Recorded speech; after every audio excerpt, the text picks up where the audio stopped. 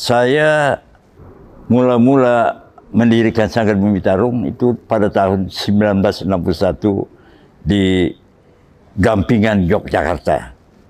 Itu bersama kawan-kawan terutama Ambrus Natasha, kemudian Joko Peki, kemudian Sutopo, Isa Hasanda, Soeharjo Pujonadi, Gultom, Gumelar, kemudian sampai saya sendiri. Masih banyak lagi beberapa kawan yang waktu itu sebagai mahasiswa asri yang masuk menjadi anggota Sanggar Mimpi Tarung.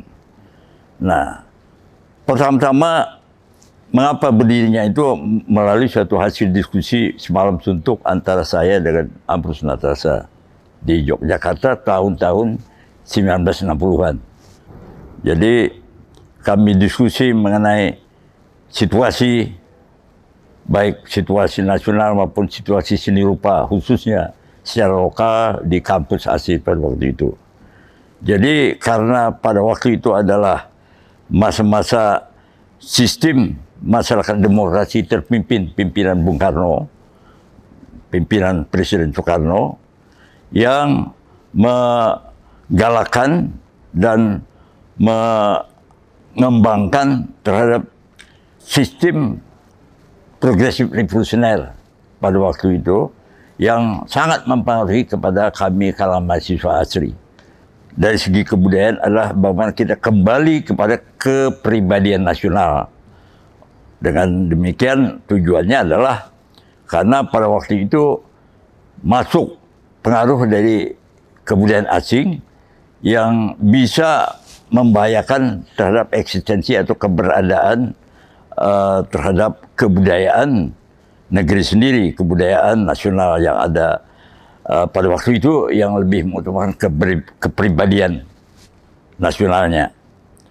Nah, ini mempengaruhi sehingga kami pada waktu itu sesuai dengan proses daripada hasil diskusi kami membuat kami perlu mendirikan Sanggar Mimpi Tarung pada waktu itu yang dari kalangan mahasiswa ini.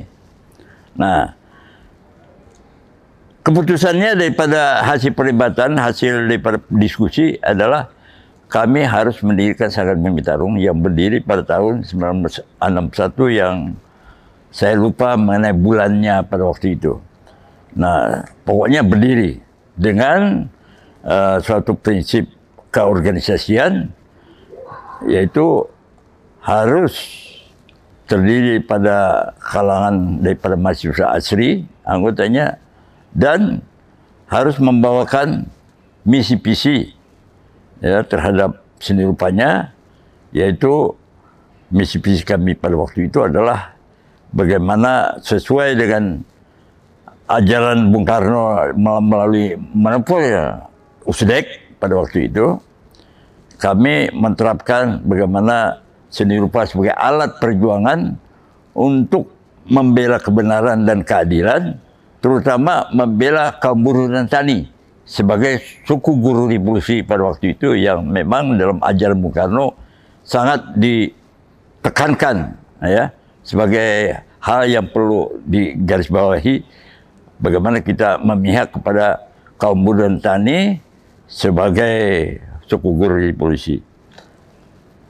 Nah, tema-tema yang harus kami lukiskan dalam pameran tentunya tema-tema yang harus relevan dengan misi visi tadi.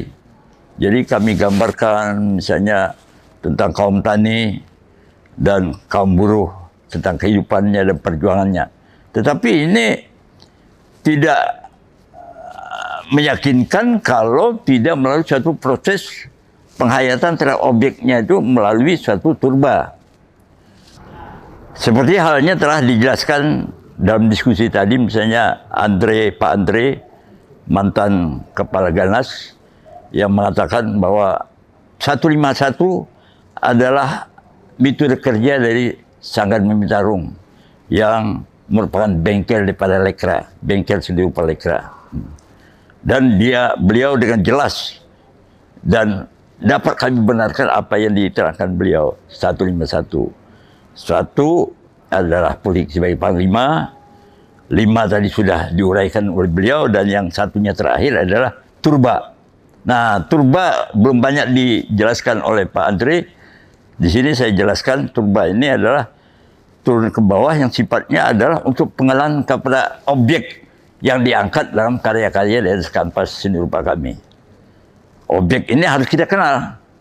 Misalnya terhadap kaum tani yang kita bela, itu gimana kehidupannya. Maka itu kami turba ke daerah Trisik. Ada lukisannya di pameran itu, di mana kami turba kepada daerah kaum tani yang paling minim kehidupannya. Mata pencariannya, nafkahnya adalah mengumpulkan kayu-kayu sampah dari laut, dikumpulkan kemudian dijual ke pasar. Selainnya mereka bekerja di tanah Tuan Tani dengan bagi hasil. Paling-paling begitu. Jadi kehidupan mereka boleh katakan merupakan tani miskin dan buruh tani yang tidak mencukupi syarat hidup yang layak pada waktu itu.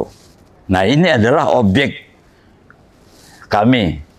Hasil dari turba inilah yang dituangkan kemudian di kanvas.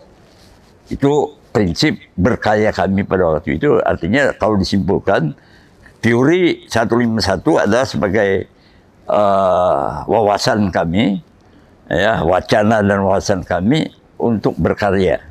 Dan hasilnya kemudian pada tahun 1962 dipamerkan di Balai Budaya Jakarta. Itu adalah pameran pertama kali kami pada tahun 1962.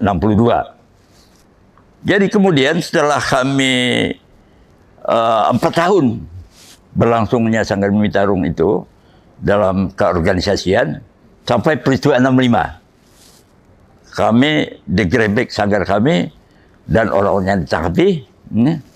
Karena apa? Karena Lekra itu dianggap Sanggar Mimi Tarung adalah bawahan Lekra dan Lekra itu ada underbo PKI. Itulah yang membuat kami kemudian ditahan.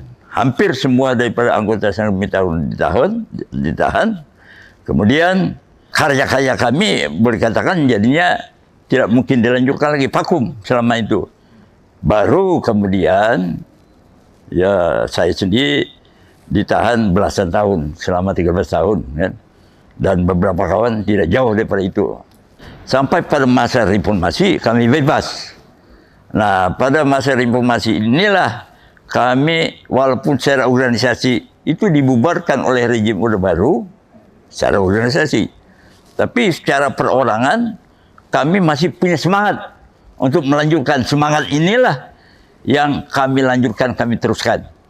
Dan itu dipacu oleh kata-kata dari seorang ketua Amdus Nasasa, namanya, ya kan, pendiri dan ketua Sanggar Mimi Tarung Amdus Nasasa, yang memacu kami dengan kata-kata, kalau kawan-kawan ternyata tidak melukiskan bagaimana pengalaman kalian selama ditahan di penjara rejim Orde Baru, penderitaannya bagaimana, lebih baik jadi kerbau saja kalau tidak mau melukiskan itu. Nah, inilah yang membuat kami terbangkit semangatnya untuk banyak mengangkat tema-tema dalam karya lukisan kami mengenai penderitaan di tahanan rejim Orde Baru.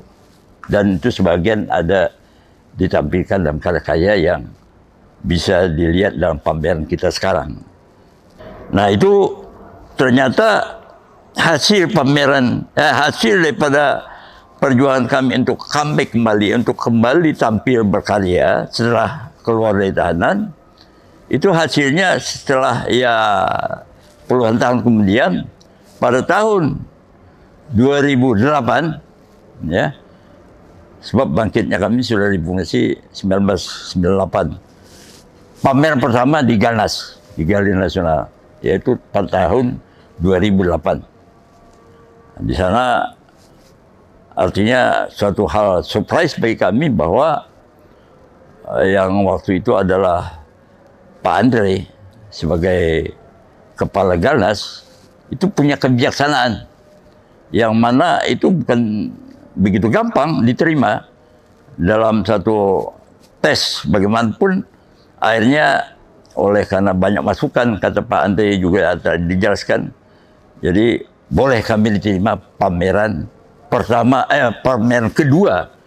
Yang pertama tahun 1962, yang 2008 adalah pameran kedua SBT. Kemudian dilanjutkan kepada pameran ketiga pada waktu ulang tahun SBT yang ke-50 tahun, juga di Galnas. Dan waktu itu kepalanya juga Pak Andre. Pokoknya dari 2 kali pameran bersama dari SBT ini, kami mengalami suatu rasa kegembiraan bahwa cukup sukses lah hasil pameran kami pada waktu di Galnas. Dan itu merupakan kejutan, sehingga seorang pengamat seni rupa, Agus Dermawan, mengatakan bahwa SBT luar biasa. SBT sangat seksi, kata Agus Dermawan.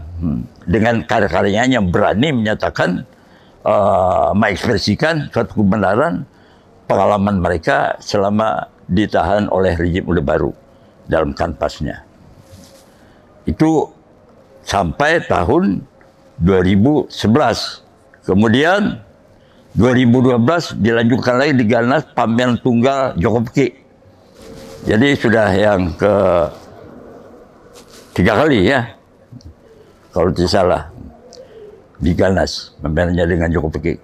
Yang ke-5 kalinya yaitu pameran tunggal saya pada tahun 2015 di Galnas. Jadi bukan 5 kali, kalau bisa, kalau salah apa 5 atau 6 kali, 5 kali ya kalau salah. Yang di Jogja, Pak? Satu di 2008, 2011, 2012, 2015, dan sekarang 2005 kali.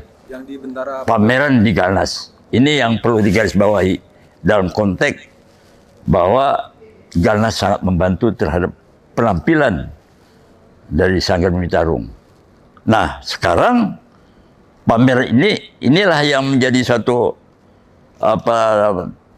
puncak daripada masa 63 tahun kami berkiprah di bidang perjuangan seni rupa sejak tahun 1961 di Jogja, ya kan?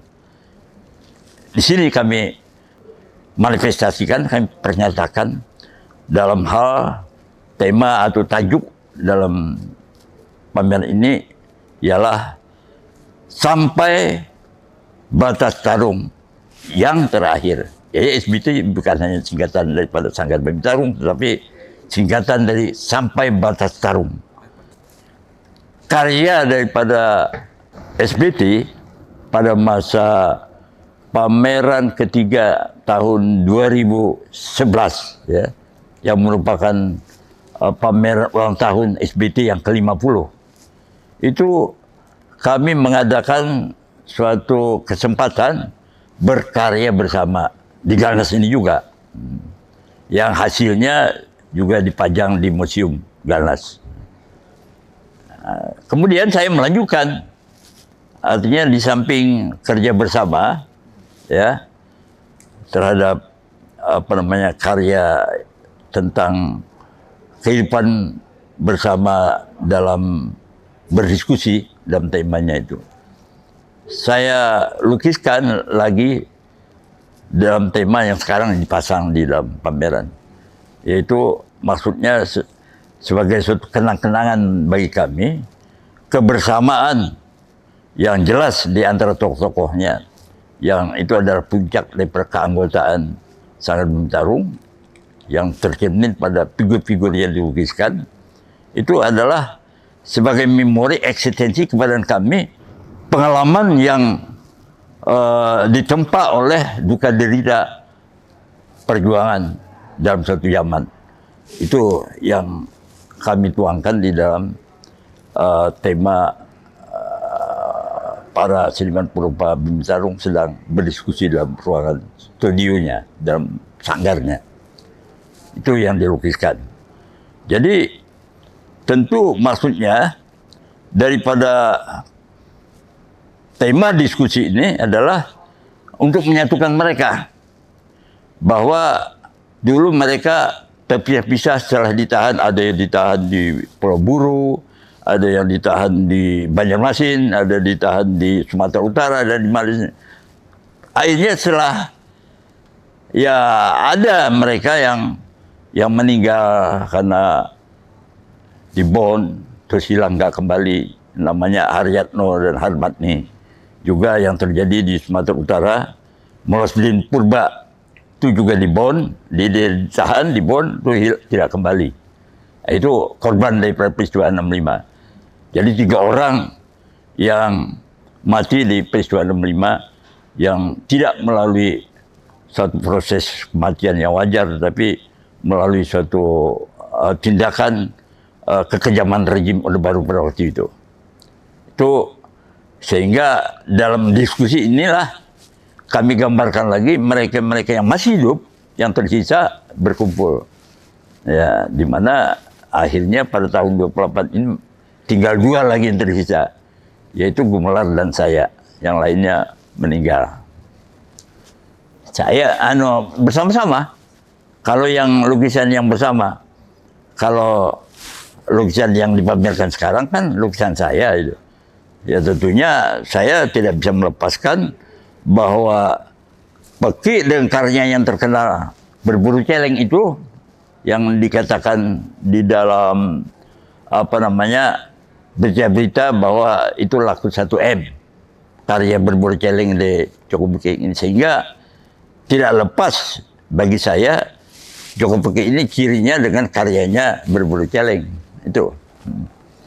Ini salah satu karya saya yang dikoleksi oleh Galnas, oleh Galeri Nasional Indonesia, di mana waktu itu juga Pak Andre sebagai kepala Galnasnya.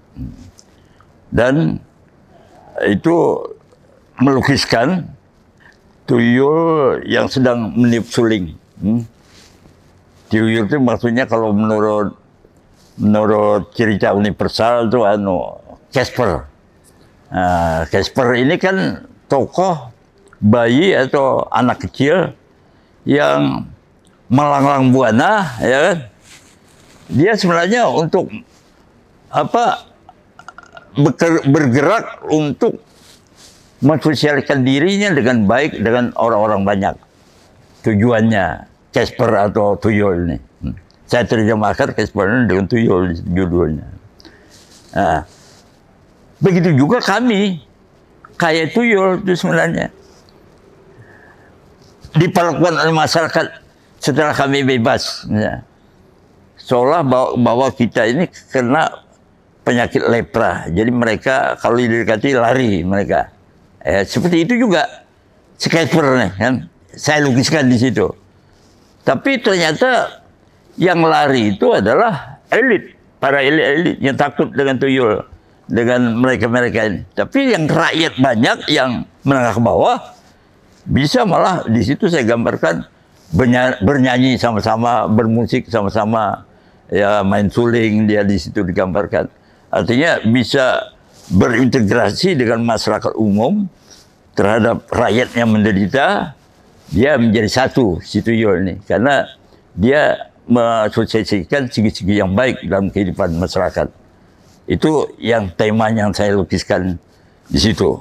Artinya ini mengingatkan juga kepada peran kami yang karena peristiwa 65 ditahan, bebas, cacat itu masih ada dalam diri kami. Sehingga istilah terdiskriminasi, terpinggirkan juga, ya kan? Sehingga mereka pada elit pada takut dan kami itu, kecuali orang-orang yang mengerti siapa kami. Padahal kami kan tidak bersalah kok masuk penjara. Itu yang kami ungkapkan dalam tema-tema lukisan, termasuk lukisan saya ini.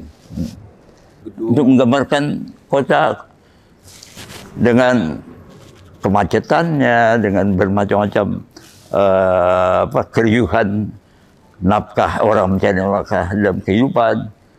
Ya boleh katakan yang saya gambar itu kebanyakan adalah masa mereka yang tertindas lah, yang kehidupan ekonominya di bawah standar. Ada juga elit di sini saya gambarkan di samping mereka yang menderita, rakyat yang tertindas. Situ yang menutup telinganya para elit. Ya kan, waktu si Tuyul dengan kawan-kawannya bermusik, elit menutup telinga. Tapi yang suka mendengarkan, yaitu rakyat menengah ke bawah itu. Maksud tema yang ingin saya lukiskan. Perbedaan dengan tanpa menghilangkan juga persamaannya. Jadi persamaannya jelas bahwa karya seni perlu disosialisasikan. Tidak bisa karya seni rupa itu untuk diri sendiri pelukis saja.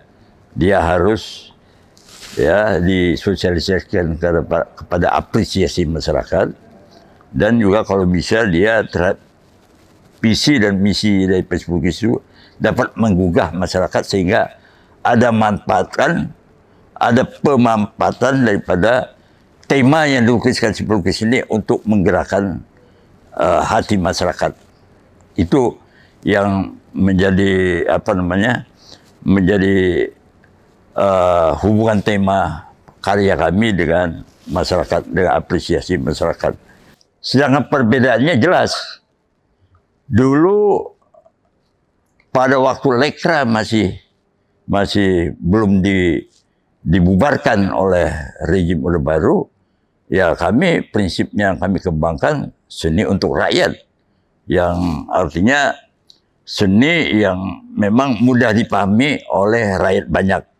Tidak kami anggap karya-karya yang tidak jelas, ya, misalnya seni abstrak, itu dia tidak paham.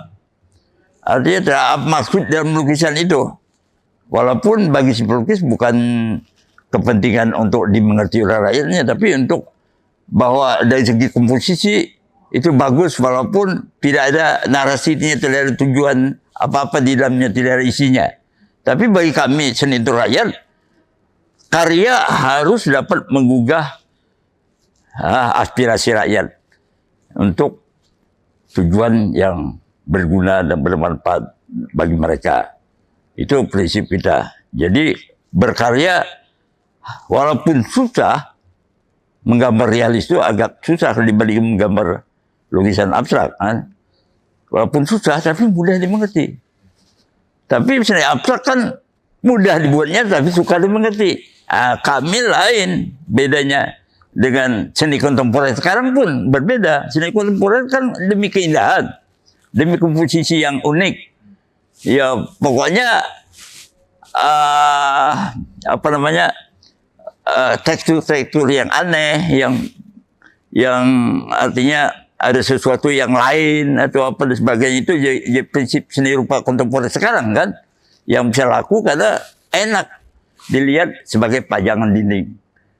Kalau lukisan politik misalnya, lukisan yang bertema narasi jarang, artinya sebagai karya untuk keindahan mata dipajang di dinding, jarang, kecuali bagi para apresiator seni yang mengerti bahwa karya Sujono tentang Seko Pemuda Gerilya misalnya, itu walaupun politik isinya di dalam, tapi masih bisa dipajang, merupakan satu karya. Ini adalah karya seorang maestro, jadi dihargai akan, walaupun barangkali bagi orang awam atau bagi elit lah, kalau seni abstrak itu untuk jasa dinding itu pas dari segi warna, misalnya untuk ruangan yang luas dipakai warna yang kontras untuk suasana ruangan yang luas itu menjadi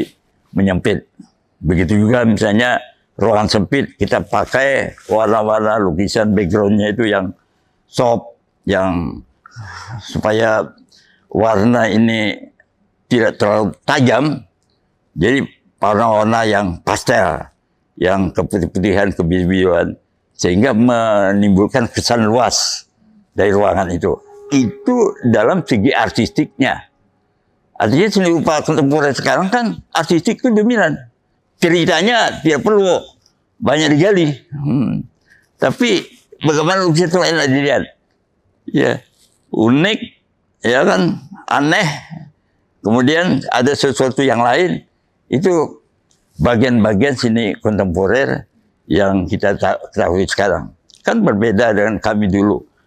Waktu Lekra, kami menggambar orang betul-betul orang, rakyat begitu rakyat, jelas itu rakyat digambarkan. Sehingga mudah dimengerti. Karena kami untuk menggambar mudah dimengerti seorang petani misalnya, betul-betul petani itu harus berubah. Kita hidup bersama dengan kaum tani, 151 di situ kan, bahwa untuk melukiskan kaum tani dengan benar, kita harus tahu bagaimana kakinya yang sudah biasa menjejak tanah yang berlumpur, merekah sedikit jarinya, kemudian tangannya yang betul-betul kasar karena mengeduk tanah, petani yang biasa berhubungan dengan kerja keras ya, dalam tanaman-tanamannya apa dan sebagainya kan. Itu beda tentunya tangan petani dengan tangan jutulis yang bekerja di kantor. Nah, untuk bagaimana pas menggambarkan itu harus dirubah. Harus kita mendekati objeknya secara mendalam. Bahkan kami pada waktu itu dalam masa-masa Lekra mengembangkan keseniannya, menerapkan turba bagaimana membawakan prinsip tiga sama tidur, sama makan, sama kerja. Untuk mengenal objeknya tadi, untuk mengenal kehidupan mereka, untuk mengenal bagaimana gestur atau postur mereka dari dekat untuk digambarkan di atas kanvas.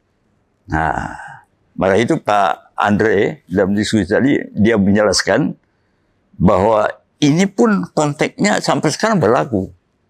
Apa yang kami gagas dalam 151 puluhan tahun, bahkan setengah abad yang lalu, dalam konteks sekarang pun itu bisa dibenarkan, kata Pak Andre.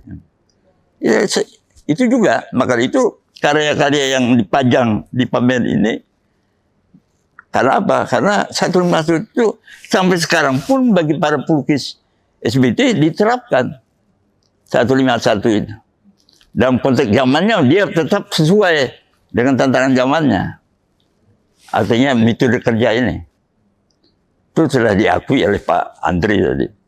Dia bisa membenarkan, walaupun beliau bukan orang kami, di luar kami. Beliau bisa merasakan itu perbedaan dan persamaannya. Saya bebas tahun 78, tahun 65. Oh begini, setelah bebas dari penjara, memang kehidupannya berat. Ya, kami untuk cari nafkah bertahan hidup kan door to door, di rumah ke rumah, mencari pekerjaan kalau bisa, bikin dekorasi rumah, bikin batu-batuan, taman, apa dan sebagainya. Sampai akhirnya kemudian penguasa mengingatkan kami, oh kami ini ada tenaga ahli yang murah, ya kan, Taman Asri, ekstapol. Nah, ini terjadi eksploitasi atau pemerasan yang sedemikian rupa. Kami diberi pekerjaan, ya kan, membangun monumen untuk keindahan kota dan sebagainya. Tetapi upahnya tidak memadai dengan order-order kebanyakan orang dari dalam keadaan biasa. Jadi kami dimanfaatkan oleh mereka daripada penguasa pada waktu itu. Ya, masih penguasa Orde Baru pada itu kan, di mana kami bebas, di mana untuk mencari nafkah berat, tapi akhirnya diberi pekerjaan yang begitu, yang membuat monumen itu bagaimanapun bagian kami, walaupun kerja keras, capek dan apa sebagainya, tapi ada juga imbalannya untuk nafkah pertahanan hidup kami. Nah, tapi buahnya ada apa?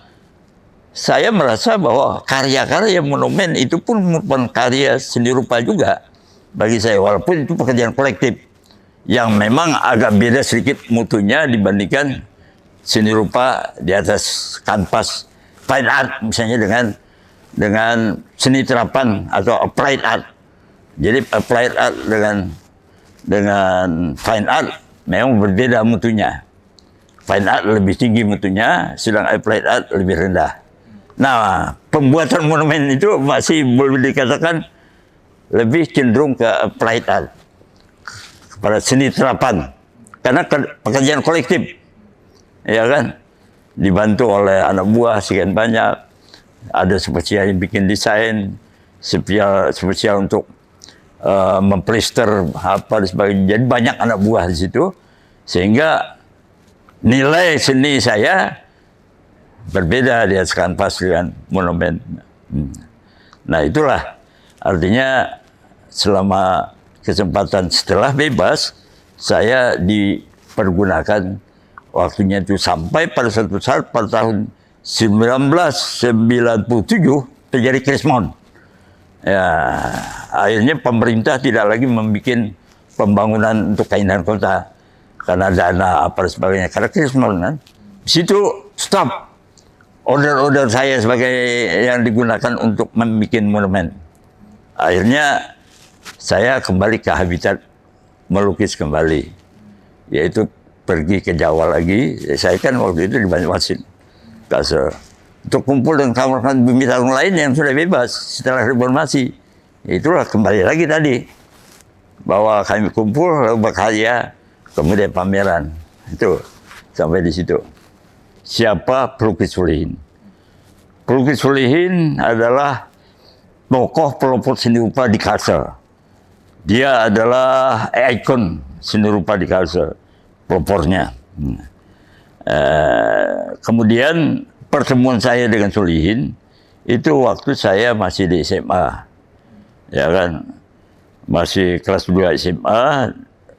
Sulihin waktu itu di Jogja, pulang dia ke Banjarmasin.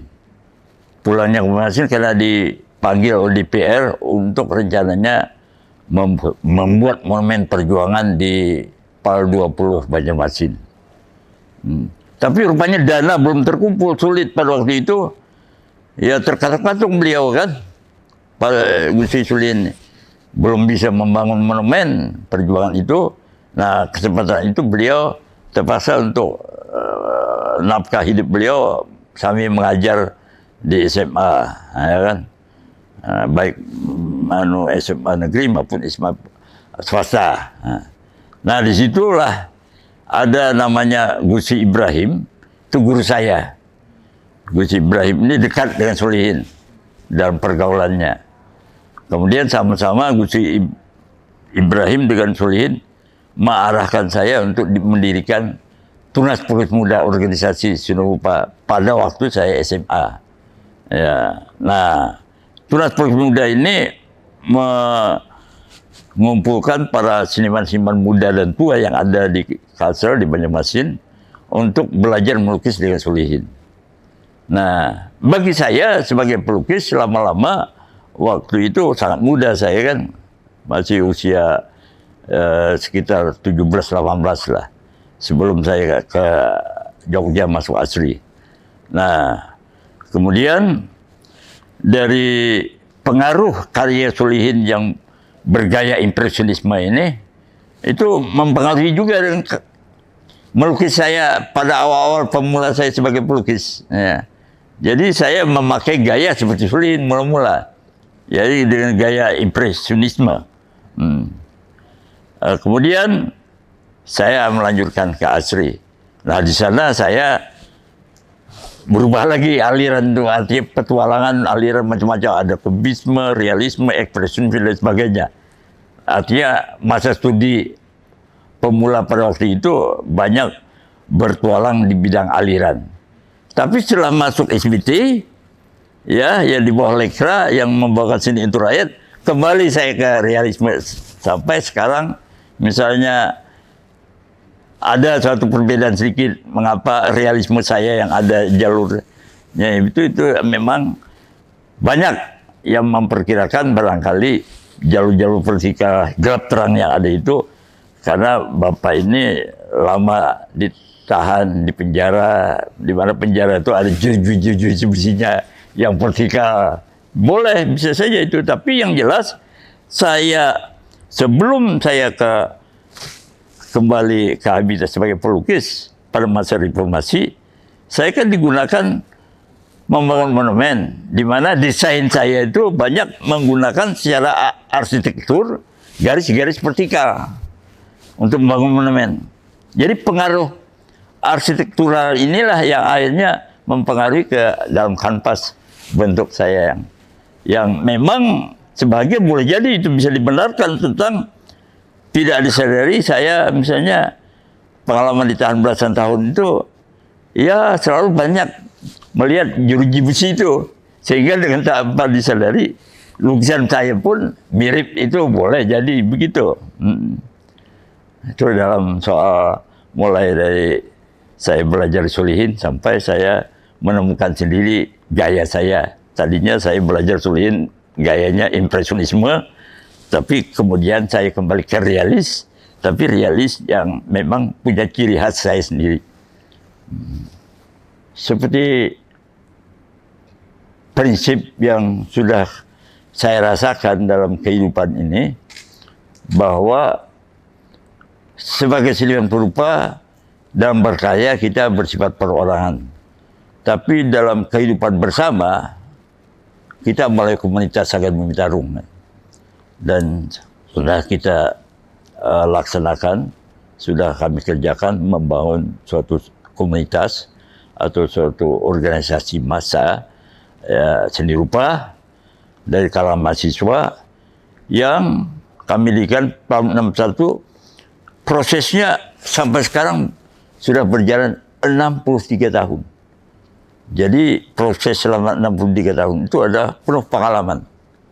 Yang ya tentunya saya sudah ceritakan ditahan, disiksa, itu juga dipekerjakan oleh rejim Orde Baru. Saya sempat dipekerjakan menjinamit gunung ya di suatu daerah Sulawesi Utara. Sebagai tapol dimanfaatkan mereka untuk kasih makan itu kami dimanfaatkan. Jadi gunung dijelamit, tapi yang menjelamit bukan kami, menjelamit militer sendiri. Tapi merupakan bongkahan batu kan. Nah, tugas tapol memecah batu besar itu, jadi batu berkeping-keping, kemudian dimuat dalam keranjang oleh para tapol yang sebanyak hampir 100 orang itu, diangkut dari hutan kurang lebih 2 kilometer dari hutan ke pinggir jalan untuk pengerasan jalan. Itu beberapa kilometer yang kami dimanfaatkan untuk itu. Jadi pernah pengalaman kami, artinya dikerja paksakan untuk itu. Walaupun saya termasuk secara individual punya kesempatan yang menguntungkan, saya digunakan oleh para petugas untuk di barak melukis untuk mereka. Nah, bahkan ada dijual untuk mereka. Ya, untuk saya ya paling-paling dikasih untuk beli kopi, rokok waktu itu, ya kan. Jadi saya diuntungkan sebagai pelukis di antara para tahanan ini.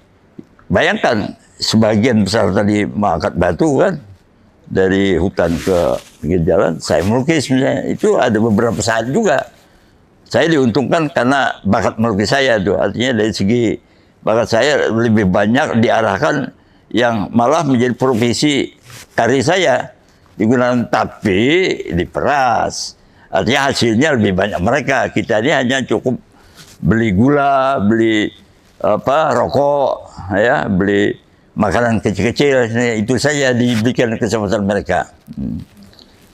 Mengapa pameran kali ini, pameran yang saya kira untuk pertama kali terdiri daripada 2 grup.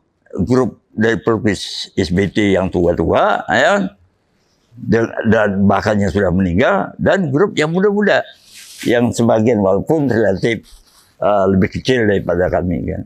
Tapi ini sebagai pendamping, bahwa kami ingin justru waktu akan berakhir, tidak mungkin lagi SBT ini tampil sebagai suatu kelompok atau komunitas, hanya mungkin perorangan saja, secara kesanggaran tidak mungkin lagi. Inilah terakhir. Tapi terakhir ini perlu ada didampingi dengan estafet para regenerasi yang akan datang, yaitu dari seniman-seniman perupa dari yang muda. Itulah yang sebagian kita pikirkan. Saya kira untuk pameran-pameran jarang terjadi seperti itu. Mungkin Dolorosa juga katanya akan pameran sesudah ini. Tapi itu hanya dia sebagai pematung dengan muridnya. Kalau kami kan kelompok, lebih banyak lagi. Tapi dari situ Dolorosa juga hampir sama dengan kami dalam hal keinginan untuk menampilkan suatu generasi yang akan berlanjut secara estafet. Itu kepentingannya, bahwa kami harus pameran bersama-sama dengan para seniman purba generasi muda. Ya tentunya kami ingin bahwa prinsip kami yang sudah kami lakukan dalam pengalaman yang pada masa lalu selama 63 tahun kami berkiprah, itu tidak lain bahwa seni rupa itu bukan saja untuk demi kebagusan artistik yang harus dipajang, diletakkan di dinding sebagai suatu pajangan keindahan. Tidak itu saja. Seni rupa adalah juga alat pernyataan hidup, ya, tentang kehidupan manusia, kehidupan masyarakat, dan kehidupan alam semesta. Itu objek daripada seni rupa dalam pengertian yang ideal bagi kita. Jadi jangan sampai melukis itu hanya untuk hiasan dinding semata kita. Melukis adalah juga merupakan penampilan visi misi kita tentang kehidupan, baik masa kini, masa lalu, dan masa datang. Itu penting untuk generasi muda punya wawasan yang betul-betul ditunjang oleh keilmuan yang dipelajari, moral yang kita hayati. Itu penting untuk mencintai sesuatu yang bermanfaat, bisa tentang kehidupan masyarakat, kita belajar dari sana. Kemudian dalam kehidupan alam semesta, kita belajar di sana. Itu dituangkan sebagai pandangan hidup dari seorang seniman purba terhadap masyarakat yang mengapresiasi. Jadi yang muda bagaimana bisa mengambil hikmah daripada manfaat kegunaan daripada seni ini, ya, artinya supaya seni ini tidak hanya sekedar merupakan hiasan semata, tapi merupakan pernyataan atau manifestasi ekspresi daripada filosofi hidup dari seorang seniman purba. Itu pesan saya terhadap generasi muda supaya ini diteruskan semangat ini yang sebagai perbandingan untuk pembelajaran bisa dilihat dari karya-karya kami di pameran ini. Di pameran yang berlangsung mulai tanggal 21 Juni hingga tanggal 12 Juli yang akan datang.